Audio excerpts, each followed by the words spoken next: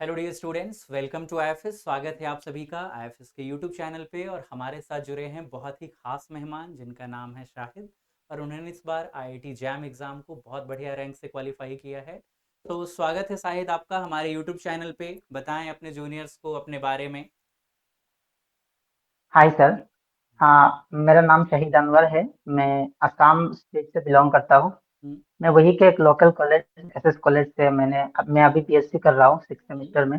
और मैंने इस साल आईआईटी जैम में ऑल इंडिया रैंक 51 हासिल किया है। चलिए, बहुत बहुत शुभकामनाएं आपको दोस्त। आपको तो जो भी टॉप 5 आईआईटी है इसमें जो आईआईटी आप चाहेंगे वो मिलेगी आपको, तो इसके लिए तो ढेर सारी शुभकामनाएं।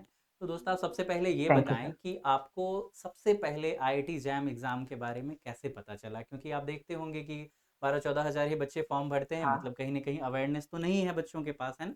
तो आपको कैसे पहले पता चला? हाँ, मुझे तो काफी पहले पता चल गया था। जब मैं 12th में था तो उस वक्त ही मतलब कुछ कुछ इंटरेस्ट था कि मुझे एमएससी करना है और रिसर्च में जाना है।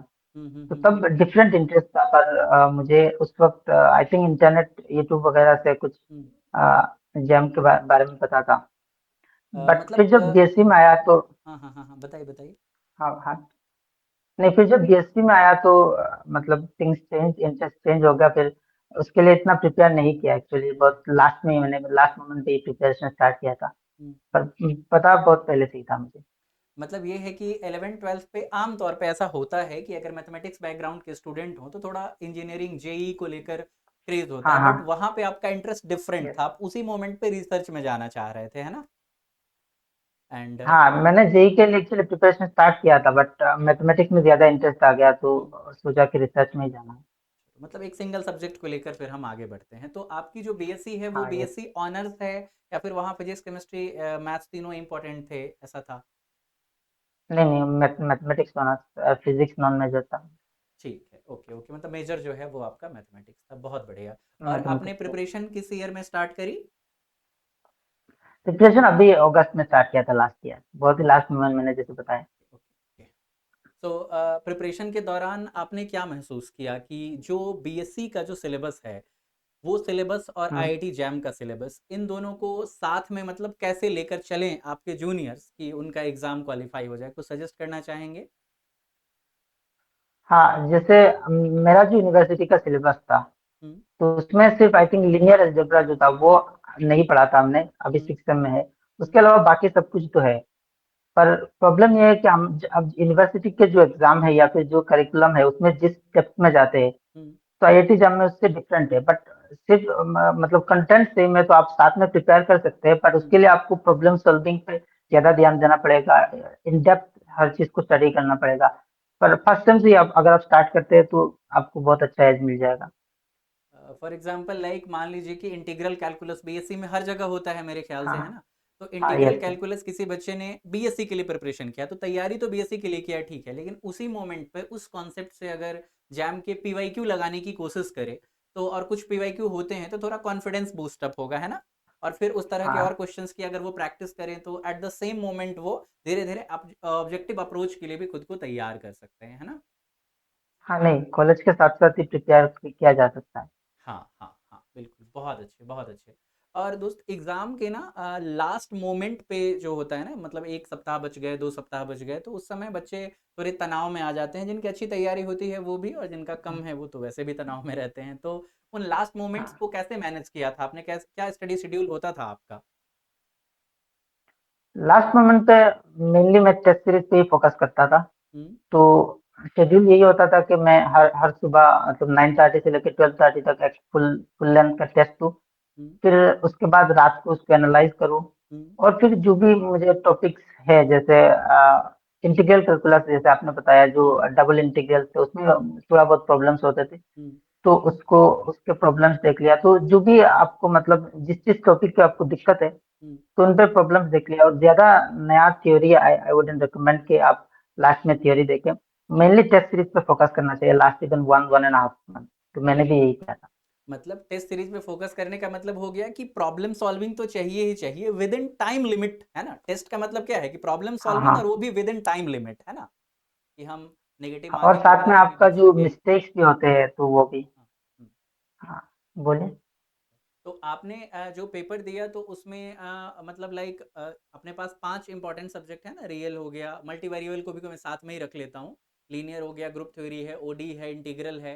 तो आपने किन सेगमेंट से ज़्यादा स्कोर किया, मतलब आपकी स्ट्रैटेजी क्या थी? पूरे पेपर में हर सब्जेक्ट से अटेम्प्ट करना है या कुछ सब्जेक्ट आपने छांट लिए थे, क्या स्ट्रैटेजी थी आपकी? नहीं, ऐसे सच कोई स्ट्रेटेजी नहीं थी कि मतलब स्पेसिफिक टॉपिक से करना है, हर टॉपिक को अच्छे से करना है, क्योंकि अ, आपको ये नहीं पता कि किस टॉपिक पर किस साल आप ज्यादा फोकस करेंगे। वो हम्म हो हम्म सकता है हर साल कोई एक टॉपिक हैवी रह सकता है। हम्म। तो आई डोंट रिमेम्बर इस साल क्या था, पर मैंने तो सब टॉपिक से ही मतलब इक्वली करना चाहा था। बट जो भी जिस साल इजी आया आप उससे ज्यादा स्कोर कर लीजिए। बट प्रिपरेशन सबके, मेरा तो ये ओपिनियन है कि आपको हर टॉपिक की अच्छे से प्रिपरेशन होनी होनी चाहिए, अगर आपके पास टाइम है तो। अगर मतलब टाइम है तो कोशिश किया जाए कि हर टॉपिक अच्छे से करें, क्योंकि वो किस टॉपिक को किस ईयर में फोकस कर देंगे इसकी गारंटी तो नहीं होती है ना। तो अगर हर नहीं, टॉपिक हमने गारंटी ठीक से किसी को किया नहीं है था। तो वो जिसमें भी डीप डाउन जाएंगे वहाँ के क्वेश्चंस हम लगा पाएंगे। ठीक है, बहुत बढ़िया। हाँ। और एग्जाम में जो 3 घंटे थे आपके, तो उसमें क्या स्ट्रैटेजी थी? मतलब कुछ बच्चे segment wise part A part B ऐसे करके कुछ स्ट्रैटेजी बनाते हैं, कुछ का रहता है कि पूरे पेपर को गो थ्रू करना है, तो आपकी क्या स्ट्रैटेजी थी वहां पर? हाँ, तो इसमें मेरा ओपिनियन ये है कि जब टेस्ट सीरीज देते हैं हम, तो टेस्ट सीरीज में हमें पता चल जाता है कि हमारे लिए जो ऑप्टिमम स्ट्रेटेजी है वो क्या है। तो हम्म टेस्ट सीरीज के दौरान मुझे ये पता चल गया था कि सेगमेंट वाइज करना मेरे लिए ठीक नहीं है, मैं शुरू से ही करूंगा। हम्म और जिसमें भी अगर मैं स्टक हो जाऊँ तो इसमें इतना ज्यादा टाइम नहीं लूंगा, 2-3 मिनट हर क्वेश्चन को दूंगा। और फिर एक राउंड करना है, फिर उसके बाद जितना भी टाइम बचे हम्म। दूसरा राउंड करना है। तो इस तरह से था कि ये सेगमेंट वाइज ऐसा कुछ नहीं था। मतलब आप एक बारी पूरे पेपर में जो आसानी से हो जाने वाले क्वेश्चंस थे उन्हें आपने कर हाँ लिया। ये।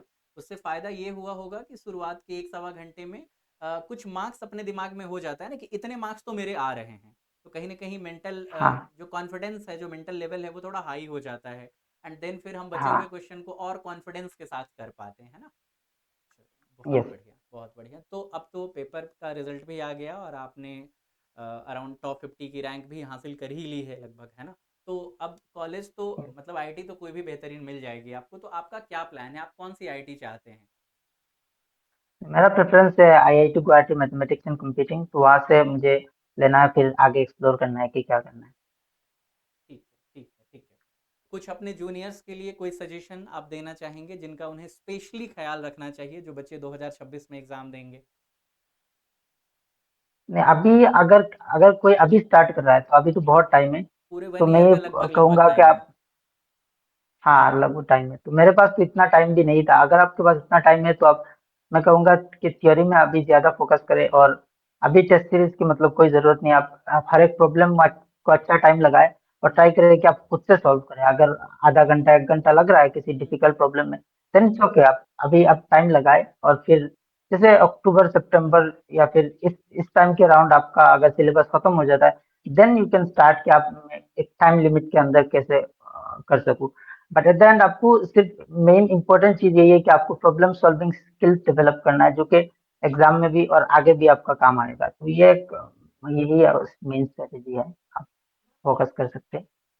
बहुत बढ़िया दोस्त, बहुत बढ़िया। क्योंकि अभी से ना बच्चे अगर क्वेश्चन को टाइम लगाकर सॉल्व करेंगे, तो पहली बात तो ये कि क्वेश्चन को हाँ। इंडिपेंडेंटली कैसे सोचना है वो सीखेंगे।